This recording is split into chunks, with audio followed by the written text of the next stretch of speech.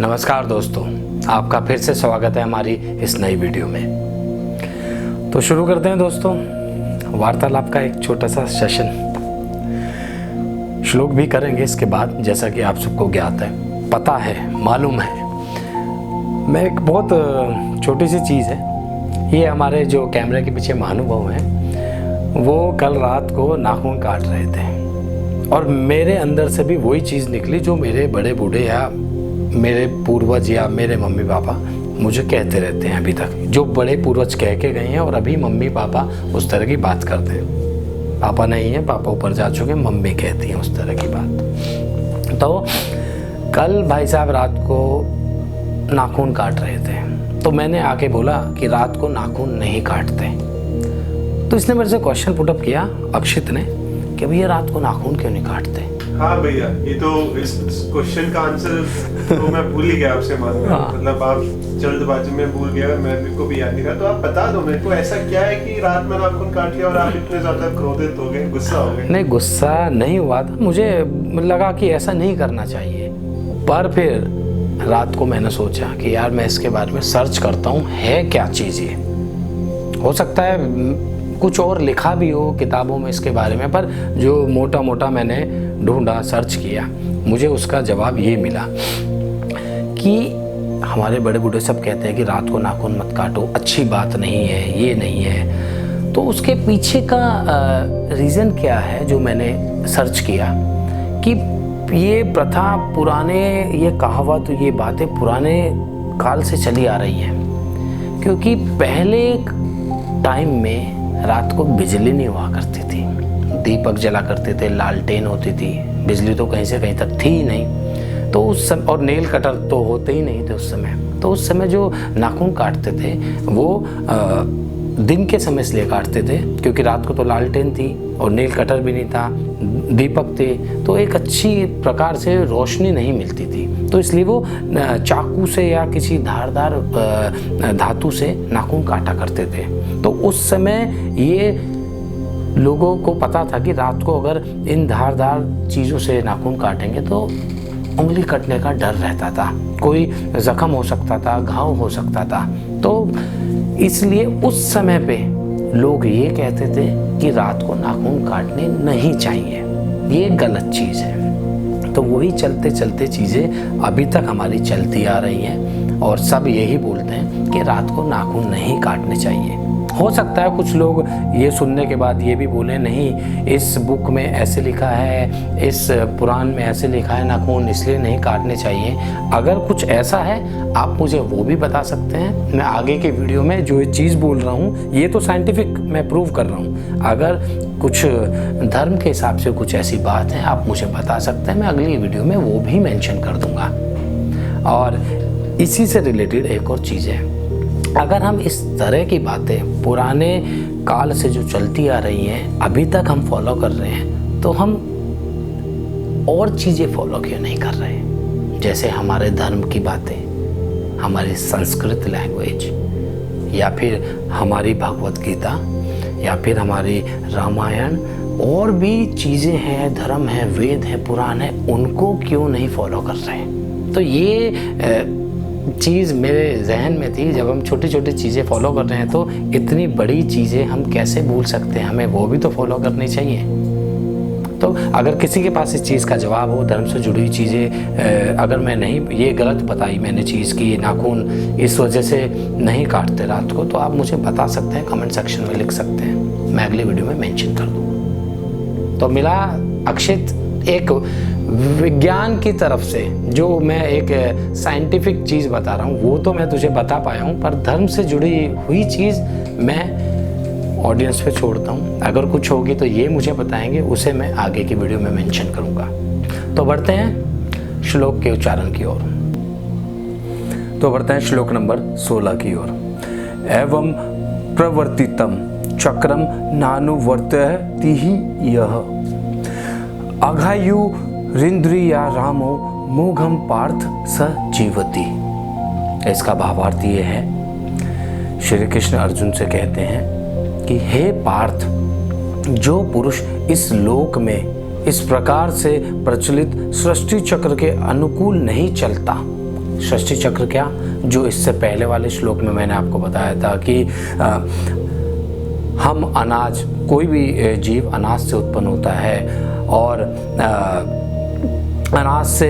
अनाज की उत्पत्ति होती है वृष्टि से, वर्षा से, और वर्षा होती है यज्ञ से यज्ञ होते हैं अच्छे कर्मों से। तो ये सृष्टि चक्र है। जो मनुष्य इस लोक में परंपरा से प्रचलित सृष्टि चक्र से नहीं चलता, उसके अनुकूल नहीं चलता, अर्थात अपने कर्तव्यों का वहन नहीं करता, अपने कर्तव्यों का पालन नहीं करता, वह इंद्रियों के भोगों में रमण करने वाला मनुष्य जो नहीं करता, ऑब्वियसली वह मनुष्य कौन हुआ? वह मनुष्य इंद्रियों के द्वारा भोगों में रमण करने वाला है, वो इंद्रियों के कंट्रोल में है। ऐसा मनुष्य पाप युक्त मनुष्य होता है और उसका जीवन व्यर्थ होता है। तात्पर्य आप समझ गए होंगे। जो भी मनुष्य, कोई भी हो, मैं हूँ, मैं अपने ऊपर एग्जाम्पल ले रहा हूँ, मैं अगर इस सृष्टि चक्र के हिसाब से नहीं चलूँगा, उसके अनुकूल नहीं चलूँगा, अपने कर्तव्यों का पालन नहीं करूँगा और हमेशा अपनी इंद्रियों के वश में रहूँगा, तो मेरे जैसा पापी पुरुष का जीवन है वो व्यर्थ ही होगा। तो बढ़ते हैं श्लोक नंबर 17 की ओर। ये स्वात्मर्तुरेव स्यादात्म तृप्तश्च मानव आत्मन्येव च संतुष्ट स्तस्य कार्य न विघ्नते। इसका भावार्थ ये है,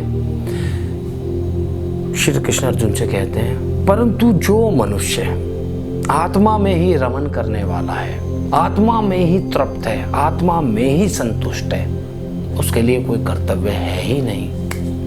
अर्थात जो मनुष्य किसी भी इंद्रियों के वश में नहीं होता, किसी भी विषय के में आसक्त नहीं होता, किसी भी विषय में आकर्षित नहीं होता, दुनिया जहाँ में किसी भी चीज़ का उसे प्रलोभन नहीं होता, ऐसा मनुष्य आत्मा में ही रमण करने वाला होता है, अपने में ही रमण करने वाला होता है, वो तृप्त होता है, उसे किसी भी चीज़ की आवश्यकता नहीं होती, उसे किसी भी चीज़ का दुख नहीं होता।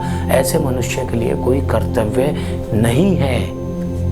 तो बढ़ते हैं श्लोक नंबर 18 की ओर। नैव तस्य कृत्यनार्थो न कृत्यनेह कश्चन न चास्य सर्वभूतेषु कश्चिदर्थ व्यापायक्षः। इसका भावार्थ यह है कि उस महापुरुष का इस विश्व में ना तो कोई कर्म करने का प्रयोजन रहता है और ना ही कर्मों के न करने का कोई प्रयोजन रहता है, तथा संपूर्ण प्राणियों में इसका किंचन मात्र भी स्वार्थ का संबंध नहीं रहता। कहने का मतलब है, तात्पर्य यह है कि जो इस तरह के मनुष्य होते हैं, जो अपने आप में ही रमन होते हैं, ऐसे मनुष्य का विश्व में कोई भी कर्म करने का प्रयोजन नहीं रहता, और अगर रहता भी है कोई कर्म करने का प्रयोजन, तो ऐसे मनुष्य के अंदर किसी भी तरह का स्वार्थ नहीं होता, क्योंकि सबसे पहली बात तो उसका कोई कर्म करने का प्रयोजन नहीं रहता, और दूसरी बात, अगर प्रयोजन करने का मन है भी, अगर वो व्यक्ति कर्म कर भी रहा है तो उस कर्म में उसका कोई स्वार्थ नहीं रहता। बिना स्वार्थ के कर्म करने वाला भी तो आत्मज्ञानी हो सकता है, आत्मरमणीय हो सकता है, अपने आप में खोया हुआ हो सकता है, परमात्मा में खोया हुआ हो सकता है। तो सबसे पहले तो ऐसे मनुष्य का कोई कर्म ही नहीं होता, जो अपने आप में इतना रमणीय है, परमात्मा में इतना रमणीय है। अगर कोई कर्म कर भी रहा है तो उसमें तो उसका कोई स्वार्थ होगा ही नहीं। तो बढ़ते हैं श्लोक नंबर 19 की ओर। तद्मासक्त सतंतम कार्य कर्म समाचार, आसक्तो हराचरण कर्म परमापनोति पुरुष। इसका भावार्थ ये है, श्री कृष्ण कहते हैं अर्जुन से, इसलिए तू निरंतर आसक्ति से रहित होकर सदा कर्म को भली भांति करता रहे, क्योंकि आसक्ति से रहित होकर कर्म करता हुआ मनुष्य परमात्मा को प्राप्त होता है। जैसा कि इससे पहले श्लोक में बताया मैंने, तात्पर्य यह है कि श्री कृष्ण अर्जुन से कह रहे हैं, तू बिना अटैचमेंट के, बिना आकर्षण के, बिना किसी स्वार्थ के अपने कर्म को करता रहे, भली बात ही करता रहे अपने कर्म, क्योंकि जो बिना अटैचमेंट के, बिना स्वार्थ के, बिना किसी टेंशन के और बिना किसी फल के रहकर अपना कर्म करता है, ऐसे मनुष्य को परमात्मा की प्राप्ति होती है। तो बढ़ते हैं श्लोक नंबर 20 की ओर। कर्मणैव ही संसिद्धि मास्थिता जनकाद्य लोक संग्रह में वापी संपश्चन कर्तुमर्हसि। इसका भावार्थ ये है कि श्री कृष्ण अर्जुन से कहते हैं, जनकादि ज्ञानी जन भी आसक्ति रहित कर्म द्वारा ही सिद्धि को प्राप्त हुए थे। जो इससे पहले महापुरुष थे, जो भी हुए होंगे, जो महापुरुष हैं या थे, वो आसक्ति रहित ही कर्म किए थे। उन्होंने बिना किसी लालच के, बिना आकर्षण के, बिना इंद्रियों के कंट्रोल हुए जो कर्म किए थे, वो कर्म कर कर ही, ऐसे कर्म कर कर ही वो सिद्धि को प्राप्त हुए थे। परमात्मा उन्हें मिला था, वो परमात्मा का ज्ञान जान पाए थे, वो परमात्मा में यही सब जानकर विलीन हुए थे। इसलिए तू लोक संग्रह को देखते हुए भी कर्म कर। कहने का तात्पर्य यह है कि जो महापुरुष रहे होंगे, बड़े बड़े, जिन्होंने परम सिद्धियों को प्राप्त किया है, उन्होंने जो भी कार्य किए वो आसक्ति रहित किए, बिना आकर्षण के, बिना अटैचमेंट के कार्य किए, इंद्रियों के वश में ना रहते हुए कार्य किए। इसलिए तू भी इसी तरह के कार्य कर, जो कि तू लोगों के लिए एक एग्जाम्पल सेट कर पाए, क्योंकि तू अच्छे कर्म करेगा, तुझे लोग फॉलो करेंगे और उसी तरह के लोग कार्य करेंगे आगे। तो दोस्तों, आज के लिए इतना ही। मिलेंगे अगली वीडियो में, तब तक के लिए राधे राधे।